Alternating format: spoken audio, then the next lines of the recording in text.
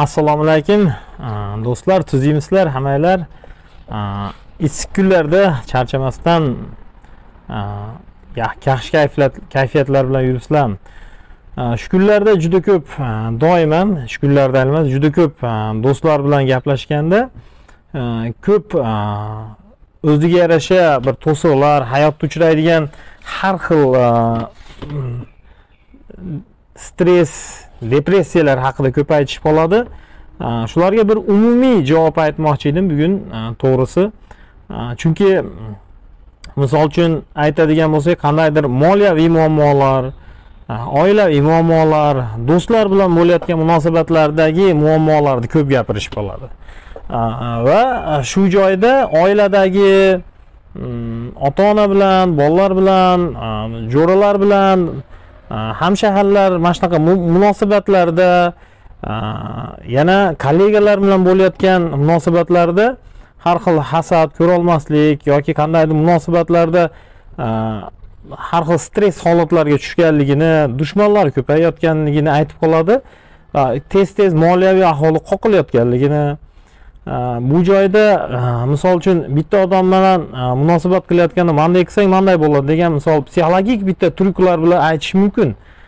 Ko'pincha shu holatlar bilan chika-chik harakat qilinadi.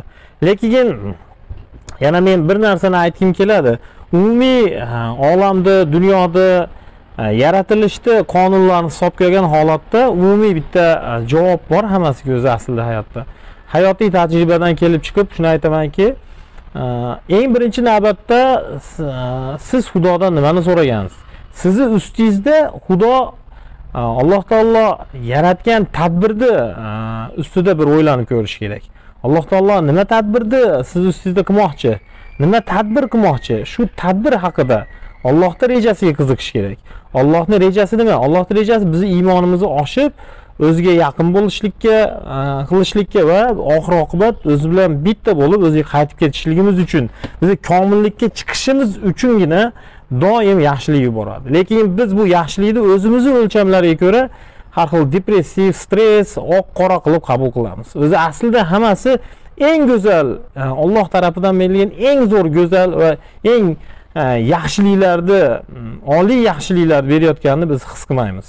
Chunki bizni o'lchamlar dunyodagi mana shu jasadimizni, biz dunyoda qurib olgan shaxsiyatimiz ustidagi foyda zarar bilan ko'proq o'lchab qo'yamiz. Shuning uchun har bitta holatda aslida Xudoning maqsadi, Xudoning rejasi qanaqaligini his qilmoqchi bo'lsang, inson shu bilan hamohang bo'lib bitta shu maqsad sar o'zingni ham maqsadingni shunga keltirmoqchi bo'lsang, inson eng birinchi qalbini tubidagi eng xohlayotgan narsalariga bir e'tibor qaratish kerak.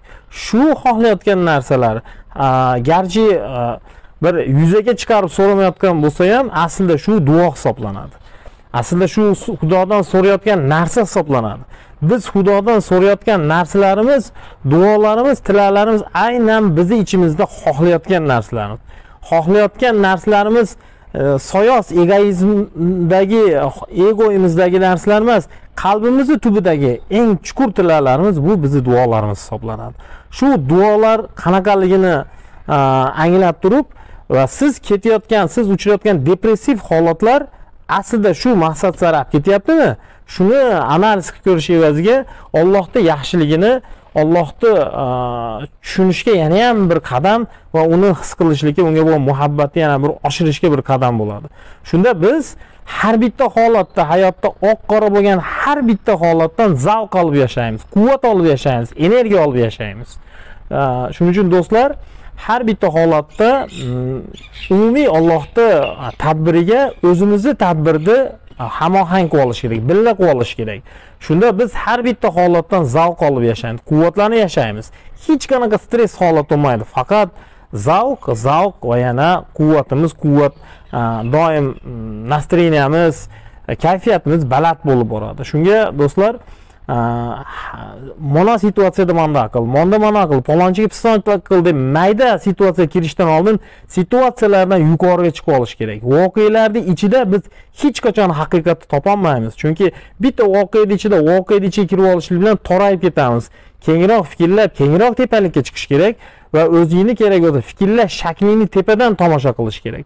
Tepadan tomosha qilish evaziga inson o'zini harakatlarini, o'zini fikrlash shakllarini guvohi bo'lishni boshlaydi va tabiiy holatda shu fikrlash shaklini ramkasidan chiqib turib, shunda Allohning tadbirini izlash evaziga va o'zini niyatli, haqiqiy niyatlarini so'rash evaziga Alloh olib ketayotgan yo'lni ko'rishni boshlaydi. Shunda har qanday Xudo berayotgan voqeliklarga rozi bo'ladi. Agar mayda voqeliklarni qolib ketadigan bo'lsalar, bu yerda hech qanaqa yechim yo'q. Chunki mayda voqealar kalavani uchini toptirmaydi. Qayerdan yechim bermaydi. Vaqtinchalik yechim bersa ham umumiy xotirjamlikni bera olmaydi. Doim voqealarda shoshilmasdan umumiy Alloh tadbiri sari ketayotganinglarni his qilinglar. Va shu tadbirga bitta voqeada nimasi yorishdi va qanchalik qadam bilan yaqinlashganimizni his qilish evazigagina biz Allohning planini tushunishni boshlaymiz va unga hamohang bo'lishni boshlaymiz. Doim voqealardan chiqib fikrlang. Voqealarning ichida aralashib qolmang. Kichkina mayda voqealarda turish evaziga biz voqeada tushunmaymiz. Yuqoriga chiqish evaziga, Allohning rejasini ko'rish evaziga, shunga hamohang bo'lib, o'zimizdagi rejalarni bir tarafga qo'yib, Allohning rejasiga bilan bizning maqsadlarni bir qilish evaziga biz doim zavq olib, hamma voqealarda stresslarsiz oson o'tib ketishni boshlaymiz.